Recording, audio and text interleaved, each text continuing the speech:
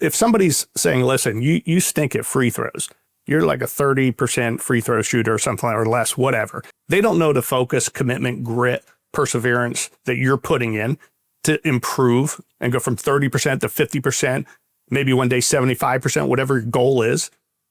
And so you have to believe in yourself. You have to believe in your ability to stay on track to accomplish that goal. They don't need to know what the goal is or how you're doing it. And if they ask you, it's none of their business how you're going to do it. They could sit back and watch you do it. But you have to have that confidence in your abilities. There's going to be somebody that says, you can't do this. That's an outlandish goal. Why would you even try? You have to think in terms of, I got to stay committed. I got to stay confident. I got to handle the challenges that are before me. And I got to control my emotions because none of this matters. It's just what I'm focused on trying to accomplish. Welcome to Charge Forward Coaching, the podcast for committed athletes and individuals who want to achieve more on and off the field. Hosted by James Blasco, certified mental toughness and resilience coach. You'll gain insights and inspiration from elite athletes, coaches, and others who know what it takes to excel. Are you ready to go to the next level? Then tune in, get inspired, and let's charge forward. Now here's your host, James Blasco. Hello and welcome to another episode of the Charge Forward Coaching Podcast. I'm James Blasco. Thanks for tuning in. So this is really the first in what will be a two-part series on what I'll call the critic or the dream killers. And there's kind of two forms that the critic comes in. There's one, the external, other individuals or groups or God forbid your own coach. And then there's the internal critic. And that's what we're going to cover in the second episode. So today we're going to focus on the external critic and dream killers. They're out there. Anytime you set a goal, especially if it's a big goal, especially if it's something that those who know you really can't imagine that you're trying to go for. Maybe they can, but they think that the goal itself is just way too big, and maybe you're not able to accomplish that. So these individuals, let's talk about two different types of individuals. There's the individuals who are going to set doubt in your mind because that's their goal. They're most likely not your friends, obviously. It could be a competitor, fellow competitor, but their goal is to make you doubt your abilities, make you doubt those goals that you set for yourself and how you're going to get to those goals. And ultimately, it's there to just deplete, your energy and your focus and your self-esteem. That's what it's there for. Then you have other folks who are critics, the dream killers, but they don't know it. That's not their intention. Those are your friends or family or your coaches or somebody, close to you. And what they're trying to do really is just maybe protect you. And so they may not see what you're fully capable of. They may also think that the goals are kind of just pie in the sky. And so what they're trying to do is put you on a path that protects you, not holds you back, but certainly doesn't help propel you forward. So here's the problem with either one of these critics or dream killers. The problem is you could choose to ignore them and put blinders on and say that doesn't impact me and so forth and so on. But the challenge is that once somebody speaks these words to you, they kind of go into your subconscious. They're there no matter what. You took in that information, and whether you're ignoring it or trying to ignore it, it's still there. And unfortunately will possibly pop up at another time or right in that moment. So, what impacts could that have? Well, psychologically, it could, as I mentioned, it could really impact your self-esteem. It could impact your energy. You could even become depressed because now you're questioning your decisions or what you're trying to aim for. There's also behavioral issues that could occur. Your performance on and off the field, your ability to focus during practice or training, those types of things. You have cognitive issues where all of a sudden you could begin to make poor decisions, or procrastinate or do things that delay your process, what you were doing moving towards your goal. And then from a physiological standpoint, you're looking at lower immune system. You don't have as much energy, and you could even become sick because of how you're responding to this negative feedback or negative information. So, of course, there's something you could do about it to help protect yourself, and that's going to be mental toughness, right? What we're here for. And mental toughness is going to be utilized in the 4 C's, right? Commitment, challenge, control, and confidence. And we have to know how to use the 4 C's to combat all this information we're getting that might not be helpful to us as we chase our goals. So let's kind of break it down a little bit. Let's start with commitment. So with commitment, you're really, when these things happen, when somebody says something to you, or whether it's the people who love and care for you or somebody that's your competitor or so forth, you have to circle back to your goals.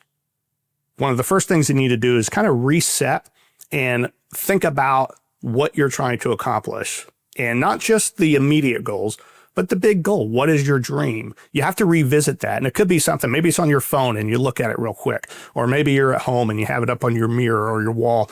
Whatever it is, revisit the goals. You're probably doing that every day anyway, or at least you should. But especially in times when somebody's trying to plant seeds of doubt, you need to revisit the goals. You need to circle back on why you're doing what you're doing. Okay. The next thing is under control.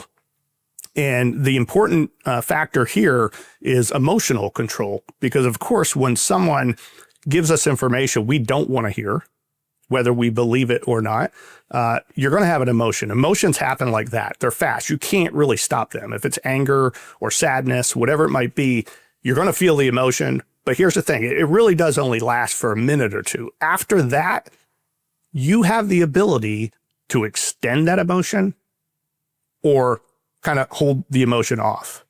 And I know it's really hard to do. I'm pointing one finger at you and 3 back at me, but you can do it. And here's a couple ways you could help yourself. Number one, take a deep breath. When you feel that emotion come on, let it happen. Take a deep breath, maybe 3 or 4, and relax your mind. Become open-minded. Okay. Then what you want to do is step away from the emotion. And what I utilize is I call it the interview. I kind of step outside myself mentally, and I interview myself in that emotion. And I ask, why am I feeling this emotion? Why is it making me feel this way? Who gave me this emotion? Who made me angry? Why would they have made me angry? What might be going on with them? Maybe it's their self-doubt, right? Maybe it's they don't believe in themselves, something along those lines. So they're kind of sharing that information with you. It really doesn't have anything to do with you. And then you process that emotion and you place it and manage it as you should. And I think that's a huge step when we're dealing with critics and dream killers, when we're choosing to move forward in light of them.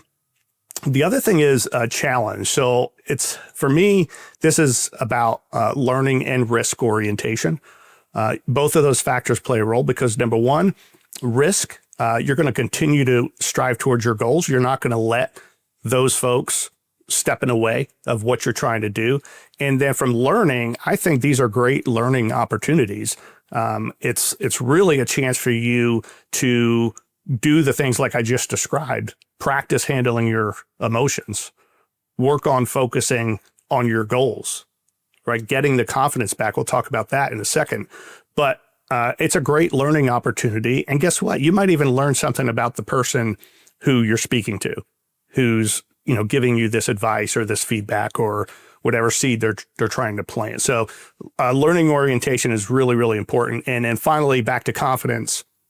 You have to have confidence in your abilities, right? So if somebody's saying, listen, you stink at free throws, you're like a 30% free throw shooter or something or less, whatever.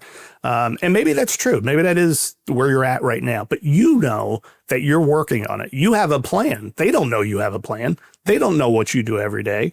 They don't know the focus, commitment, grit, perseverance that you're putting in. to improve and go from 30% to 50%, maybe one day 75%, whatever your goal is.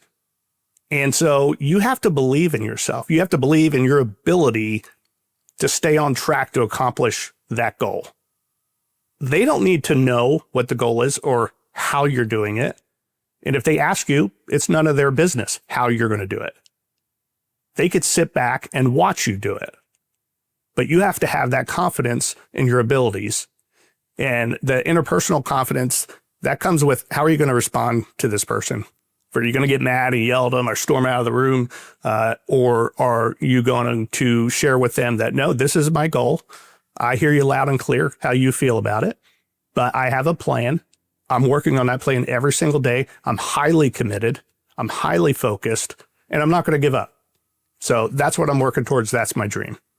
So that's how you can work on handling the critics, because they're going to be there. I don't care what you're doing. There's going to be somebody that says, you can't do this. That's an outlandish goal. Why would you even try? So-and-so tried that, right? Think about Spud Webb, 5'7". How many people do you think walked up to him and said, are you crazy? Playing the NBA? You probably can't even play on the high school team. And we all know what he did. And one of the funniest parts of his story is that he goes and wins the slam dunk contest in the NBA at 5'7". So you have to think in terms of, I got to stay committed. I got to stay confident. I got to handle the challenges that are before me. And I got to control my emotions, because none of this matters. It's just what I'm focused on trying to accomplish. Okay. So that's the outer critic. In the next episode, we're going to talk about the inner critic, who might be a little bit more challenging. In the meantime, you could always go to chargeforwardcoaching.com, learn a little bit more about mental toughness. We have a great assessment tool you could use, MTQ Plus. It takes about 15 minutes, and then you could have a session with me to kind of go through the information and review that information and give you some tools of how to overcome some challenges that you may have. But in the meantime, like, share, and subscribe and all that good stuff, and keep charging forward. Thanks for tuning in to this episode of Charge Forward Coaching. Remember, the journey to greatness is built on mental toughness and consistent effort. So head on over to chargeforwardcoaching.com and book a free discovery call to take the next step in your journey.